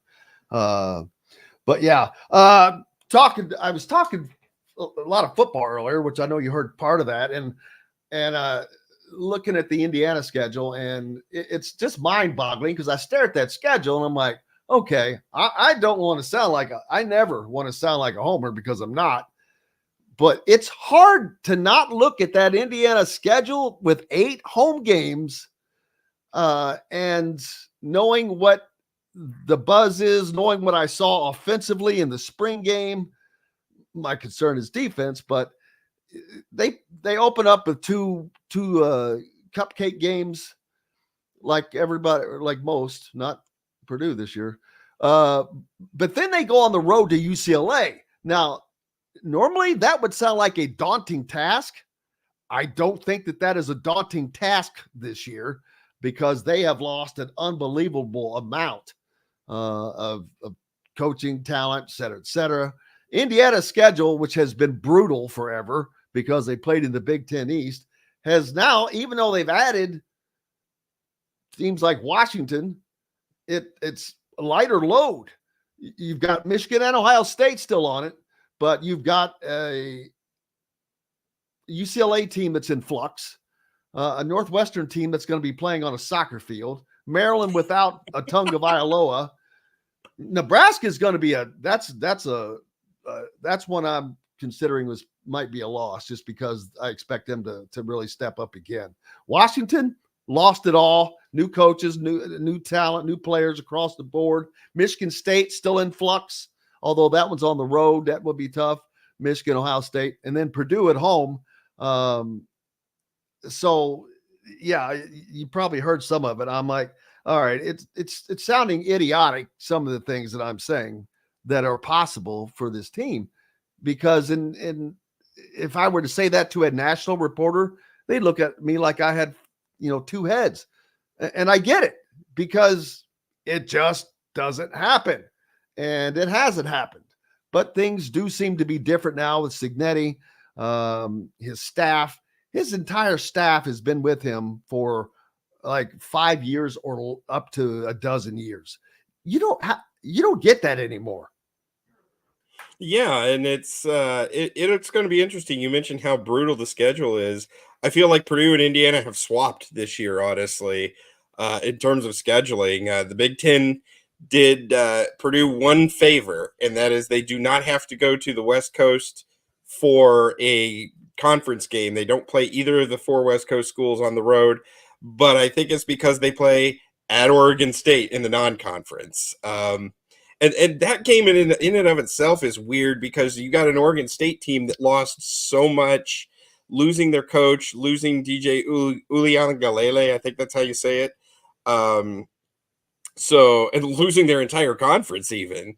and Purdue still kind of gets to face Oregon State light because they play Michigan State, and the number of players that went along with Jonathan Smith to Michigan State. So it is by no means an easy schedule. You've got Notre Dame, Penn State, Ohio State, Oregon, all on there. Purdue has to go to Wisconsin, and Purdue has not beaten Wisconsin approximately since, I believe, what year was it that Martin Luther nailed the 95 Theses on the wall of the church? Sometime in the 1600s. I think that's the last time Purdue beat Wisconsin. No, and you've got Nebraska on there, and I'm kind of the opposite on Nebraska. They got to prove it to me. How many years are we going to hype Nebraska? How many years are we going to hype that they have this savior? Even last year, this is a team that fell apart and blew a chance to make a bowl game. So prove it to me. Prove me wrong. I'm coming at you, Nebraska. You're going to have to actually win some football games and make a bowl game. They haven't done that. And I mean, when's the last time Nebraska made a bowl game? Like, just made a bowl game.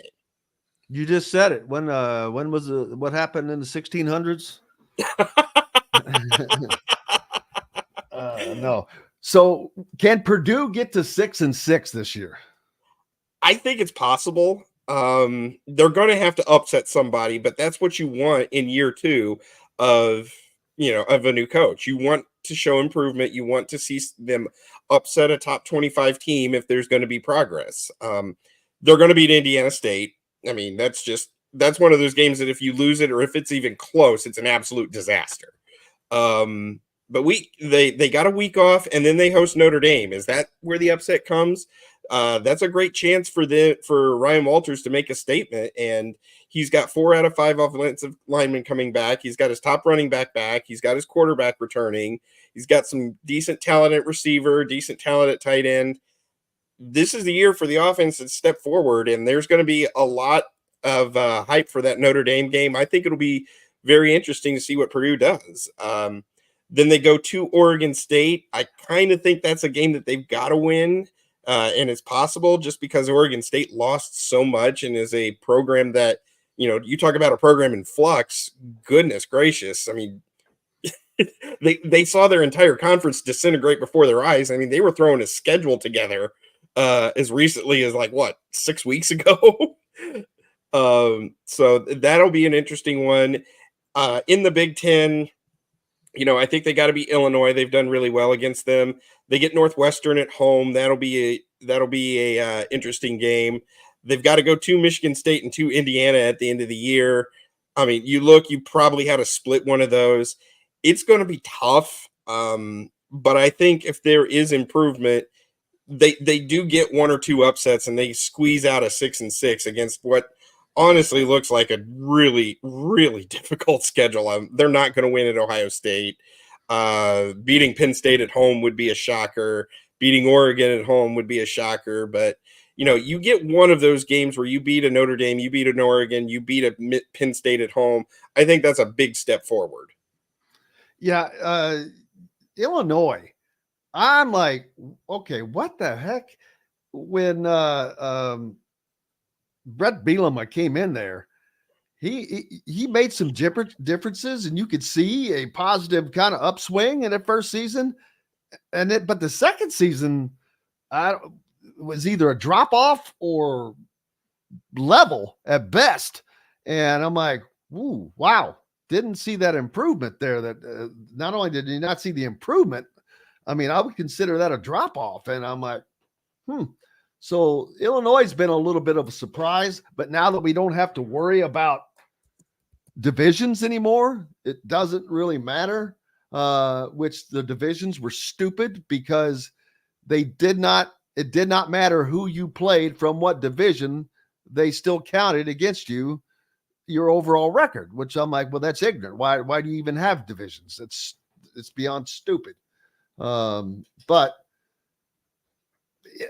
yeah, Illinois, they're just not doing it for me. Northwestern, I think that they're in flux. It's like they're playing on a soccer field. I mean, that's gotta have to be weird in and of itself, going out there every game and playing at like some community college or something.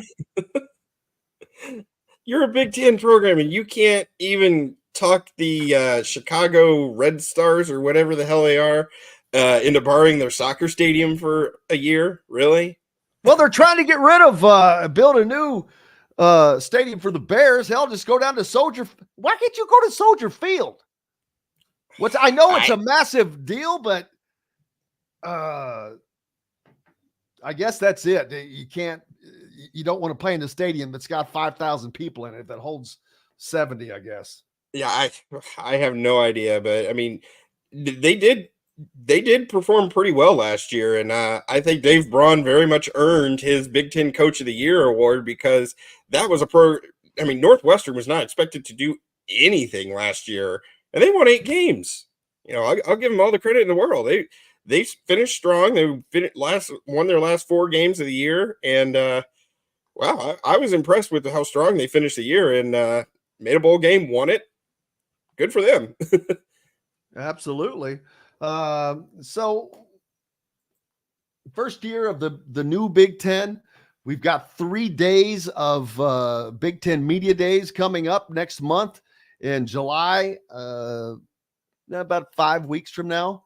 So that's going to be interesting to see UCLA, USC, Oregon, or Washington and Oregon, to see the coaches, Lincoln Riley, and it's just a whole new deal, man. But can the Big Ten win a national championship again? Can they go back to back? Because it's not going to be Michigan. So that doesn't really leave. Does the Big Ten have a juggernaut this year? And that would usually rely between Michigan and Ohio State of late. I cannot imagine Michigan being that team just because they're coming off of winning it. You lost Harbaugh and blah, blah. So that would leave it sitting on the shoulders of Ohio State. Yeah, and you look at Ohio State; they have not lost a Big Ten game to a team not named Michigan since 2018. That's an impressive run to have that many weeks where you don't even have a slip up against anybody else. So I think that they have separated themselves above everyone. They're going to be in the top 5 almost all season long. They'll make this 12-team playoff because it would take a disaster for them to not make the playoffs. So they're probably the best shot. And then who knows what happens with this new playoff? I mean, you've got on-campus games happening. You've got to win at least 3 games now to win a national title. It's going to be a fascinating situation to see how it plays out. It certainly is. What are you looking forward to in the Big Ten season? I'm just hoping Purdue, like you said, can get to 6-6, just show some improvement, gets a step forward this year. It'll be interesting to see how the new schools perform. I think Oregon is the best of the 4, at least coming into this season, mostly because Washington did lose so much. USC has not really impressed me in recent years. UCLA has been kind of down, and as you said, they lost a lot. But it just does not feel like the Big Ten anymore. It really doesn't. With 18 teams, you're not even playing about half the league. You talk about how the divisions didn't make a lot of sense. Now, how can you have a conference championship when you don't even play half the league? And who knows what year a team is going to have a schedule break where they can, they might win 8 games and make the title game, whereas another really good school just has a brutal schedule and might only win 6. So actually, that's a great question because it lays into getting a little crazy here because I know what I'm talking about when I say I'm talking about Indiana football. So I understand the scope and the breadth that we are talking of not success over the years. But as I stare at that schedule, 8 wins are very, very attainable. But let's not say 8 wins. Let's go to kind of crazy land for a second. the Michigan and Ohio State are 2 games, and I'm like, oh, okay, well, you got to count those as losses. If you're just looking at, a coach is not going to, but from my perspective right now, that may change after, week 5, 6, who knows? But right now, you look at that schedule and you see 2 losses. Can they beat Nebraska? Yeah, they can. But odds are they're going to slip up here or there. Something's going to happen. But for argument's sake, let's say they went 10-2. They were able to get by everybody. They've got 8 home games, Travis, as well. So don't forget that. And Ohio State's on the road, of course. So that's a loss. Michigan at home, I'm saying that's a loss. But let's say they go 10-2. Michigan loses 3 games. Man, I don't know what their schedule is. Let's pretend they have a tougher schedule, which would be unusual by the Big Ten to do that. But in like a team like Indiana could end up tied for second place in the conference easily with a shot to play for a Big Ten title. As crazy as that sounds. And it does sound crazy. Trust me, I know. So I'm not standing out on this homer board here, but with this schedule right now, it's wacky, but it's also partly because there's no Penn State on this schedule. They don't have to play the Nittany Lions. I don't know what their schedule is, but there's only 2 teams that are going to get to play for the conference championship. And depending upon what the tiebreakers are, how crazy would it be to see a team, not Indiana, it could be Nebraska, I don't know, but to see a team like Indiana with a schedule like they have this season, 8 home games, go 10-2, do not have the slip ups against the Nebraskas, against at UCLA, and wind up in a stinking Big Ten championship game. I mean, I know it would be ludicrous crazy, but it's not out of the freaking question. It would be wild. And you mentioned Michigan's schedule. I brought it up. I find it very, very interesting that they're starting with Fresno State and Texas. That Fresno State team is good. They have won a former Kalen DeBoer team. Yeah, I think they've won 19 games over the last 2 seasons. They came into Purdue last year, beat Purdue in the season opener. Obviously, it wasn't a fantastic Purdue team, but they came all the way from the West Coast, got a paycheck, and ended up beating a Big Ten team. And they are not afraid to play any of these larger schools or anything. I think they beat UCLA a couple of years ago. I'm not saying they're going to walk into the Big House and win. Obviously, that would be a stunner. But with the transition that Michigan has gone through and with what they lost, you just never know. And then they turn around and play Texas the next week. I mean, that's pretty wild. And, playing a major foe in your second game, and they still got to go to Washington. They've got to play Oregon. Like you said, none of your things have happened, and it would take some very wild things, but Indiana to the Big Ten title game, sure, why not? I've seen crazier. Wow, Brian says Michigan's first 5 games are at home. That can't be possible. Yep, they are. Are you kidding me? 5 straight home games. They're home for 5 weeks. Fresno State, Texas, Arkansas State, USC, and Minnesota. Wow. They also have 8 home games. Purdue has 6. Mostly because Purdue's got some contracts with non-conference Power 5 teams. They've got some really interesting contracts out for the next 10 years. They've got Wake Forest, North Carolina coming up. They've got back ends of home and homes with Vanderbilt and TCU, where they got to go on the road. They've got Mississippi in 2034, I think it is. But by 2034, that might be a conference game for all we know. Who does? Who has the Ole Miss? Purdue. When is that? I think it's 2033 and 2034. We've got a home and home with them, but like I said, that could be a conference game by then. My daughter's at Ole Miss right now. She could be a freaking professor at Ole Miss. Who knows?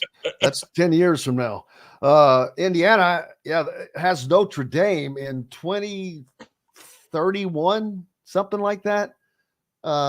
It's nuts, but it also cracks me up because all these games that are scheduled so far out, and I'm like, here they are always constant. The last couple of years, we've seen these schedules had to be jacked around and changed. Why doesn't Notre Dame just join the freaking Big Ten?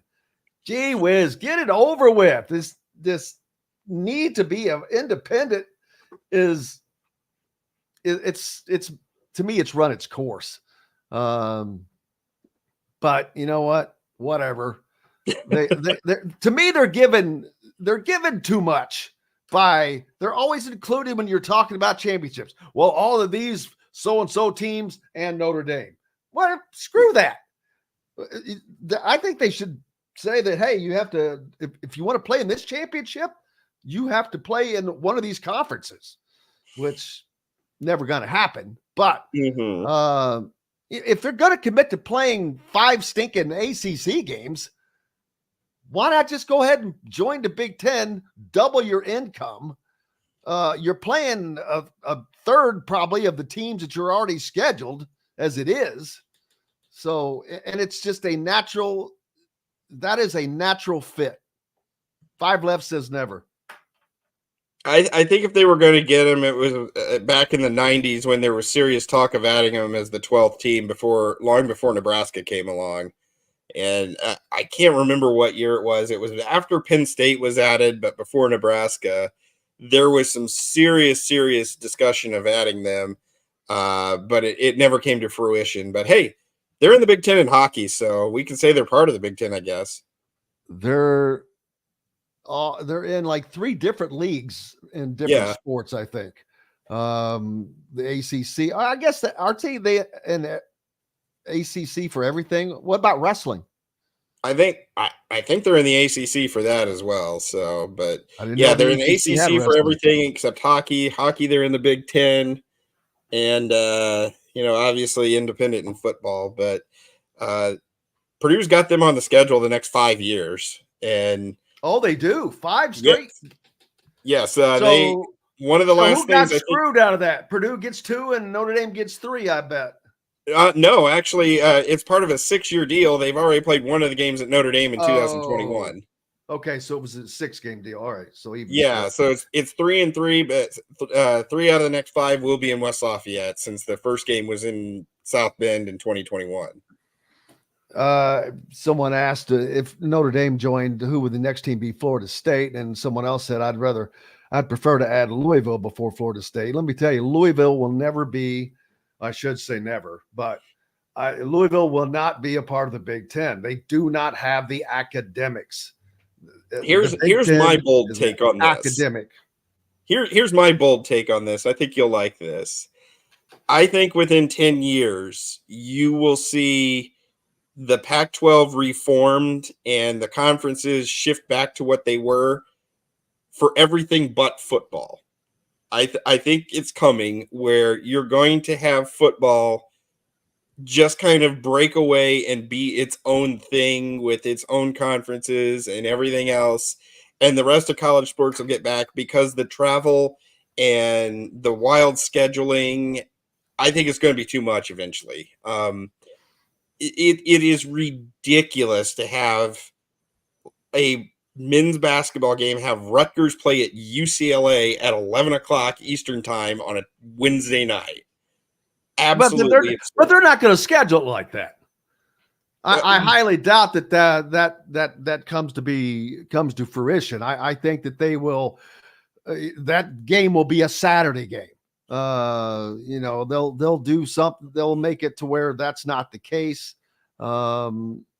And I think that they'll do whatever they have to to make those things work, because I agree with you on that. It would be idiotic, but it's the same with the West Coast teams coming back this way, man. I think it's going to be too much eventually. I really think it's going to be too much, and it's going to put too much of a stress. And I think, and it's not just the Big Ten. I mean, look at the ACC with Cal and Stanford. I think, I have no idea. I have no inside information on this, obviously, whatsoever. I think there will just be a breaking point where football will break away, and you'll see the conferences kind of coalesce back to where they were before all of this really all hell broke loose.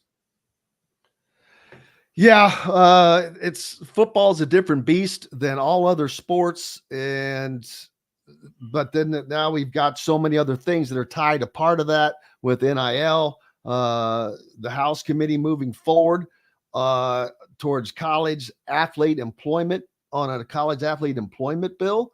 So this stuff is, who knows? Nobody. Let's just be thankful that Indiana and Purdue are grandfathered into this, into one of the winter conferences.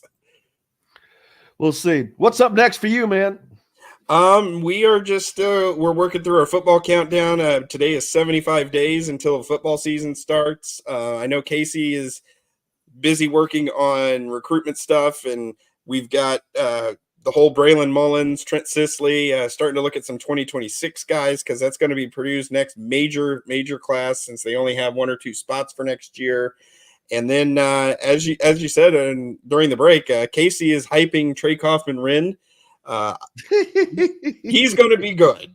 He's going to be good. Nobody is saying that, but he's not going to be the top post player in the Big Ten, dude. I would be surprised if that is the case. Yes. But Thank you. I think that we're in agreement on that. I am just of the Purdue is going to be once again in the top 4 in the conference and in the top 20 nationally. That's what I'm going to say. Yeah, we'll certainly look forward to see how that turns out. And so we'll move forward on that. But all right, brother, make sure you go to the Boiler Upload to keep up with all things Purdue, and see what, or if you're not a Purdue fan, to see what the enemy's doing. It's either way, yin and yang. Appreciate you, my friend. Thanks a lot, Jim. I appreciate it. You betcha. Travis Miller from Boiler Upload joining us here on Indiana Sports Beat Radio. We're back with more, brought to you by Bubba's 33 in Clarksville. Pizza, burgers, beer, right off of I-65 on Veterans Parkway. Place to be, man. Great food, great place to watch a game. Back right after this. We'll be right back for more Indiana Sports Beat Radio with Jim Coyle, presented by Andy Moore Honda of Bloomington. In the market. All right, we'll have about 6 minutes here to wrap things up. Maybe 5, something like that. I gotta share this with where is it? All right. I gotta share this with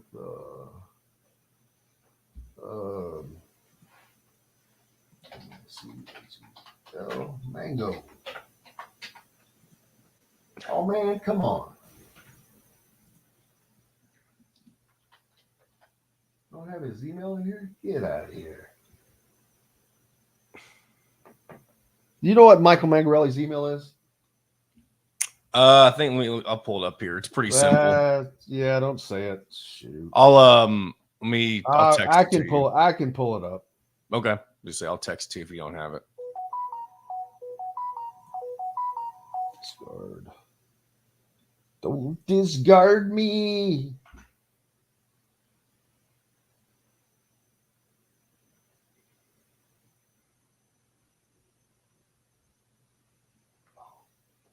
When we first started the show, someone said, "Oh, Jim had a wild night." Why do y'all think that? And I even tried to say in the comments that you just had to reconnect. I'm in before bed you at started 10:30 every night, boys and girls. Except for last night when I was driving back. What noise? Oh, I'm just laughing at all the TKR people. in the chat. Yeah, Purdue is. I don't think they're going to take a jump this year, man. I think that they're. Talk about football. Yeah, I think. I mean, if they have a good year, 6-6 might be their they're not going to have. max. I don't. That's what I'm saying. I don't see that for them. I don't either. I'm surprised they didn't take the initiative like Indiana did to eliminate some of those Power 5 non-conference games. They're not in any position to be playing 11 Power 5 opponents. I guess technically Oregon State is no longer in the Power 5, but they're a Power 5 program. All right, here we go. Has the largest selection of in-house made products around and everything you need to make a gourmet meal at home. Or pick out a tomahawk steak or a grouper filet and enjoy it cooked to perfection in Chop Shop Steakhouse. Chop Shop Market and Table, a part of the Wild Food Group, is your butcher, baker, and fish house, no matter where you live. This segment is brought to you by Reynolds Family Dentistry in Sellersburg.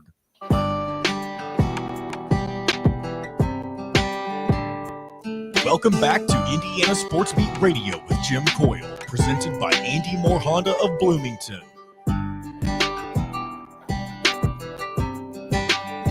Welcome back, Indiana Sports Beat Radio here on this Monday, post Father's Day. Happy Father's Day again to everybody.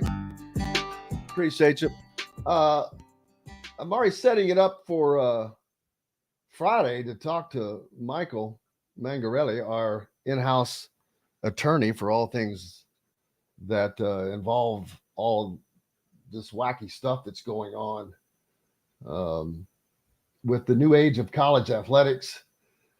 Because last Thursday, a congressional committee voted to move forward with a bill that would prevent college athletes from being deemed employees of their schools, conferences, or the NCAA.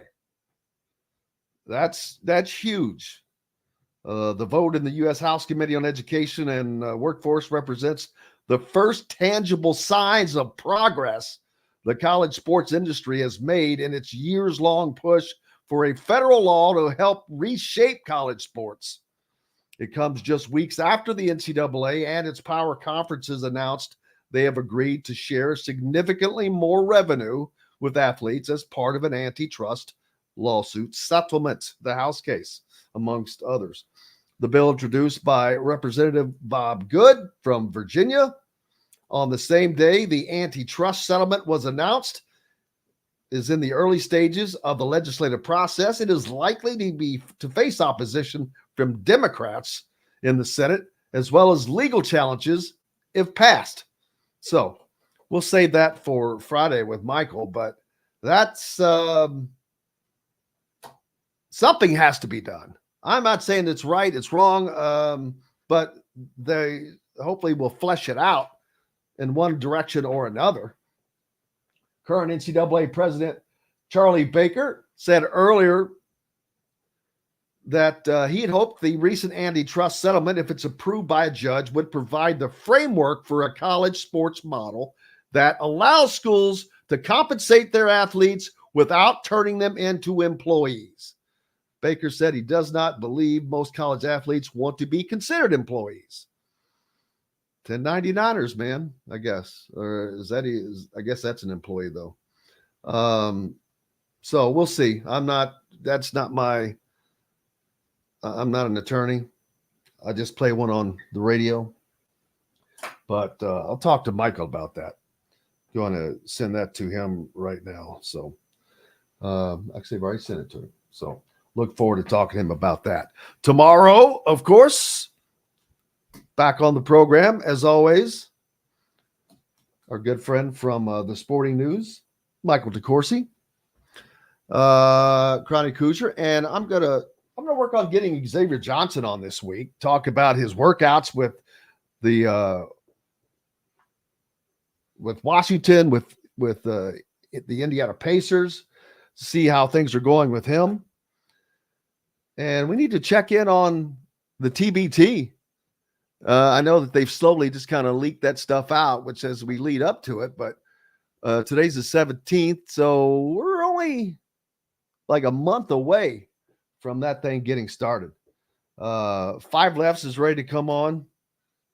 Well, John, you'll have to do John Boy, you'll have to do a recorded if you ever want to throw out that Google Voice number, people can leave voicemails and we can play them on the show. All right. Well, how you can figure out how to do that? Yeah, I mean, if you've told me before, and we can discuss some more of this off the air, but the number you already have, if you can find what that number is, we can. I need to get a different one because Yeah. that one's so ingrained into my phone that I don't want all those. We can find a different one. So We can make that work. We're going. All right, we'll do that. We're going to get a new Google number, and so we can start taking questions or comments, and that way we can. Yeah, just to be clear, if you do send a message and it doesn't mean you're going to be on the air. I'll filter through them and decide which ones are worth airing, and we'll check that out. We'll see how that works for us. Russell said he would like to see Five 30 Lefts seconds. on the cast. So Five Lefts, you bring in advertising, brother, and you're on. Hey, appreciate everybody on the program today. Of course, Greg Rakestraw, Todd Leary, the Shot Father, and Travis Miller from Boiler Upload. John, the producer, for keeping us between the white lines. Good to be back and back in normal order as we start this hot week. Most importantly, thanks to each and every one of you. Without you, we have no reason to be here. We're back tomorrow to do it all again. Until then, I'm Jim Coyle. I will see you on the radio. Thanks for listening to Indiana Sports Beat Radio. Be sure to subscribe to our YouTube page for more clips and team coverage of Indiana basketball, football, and more.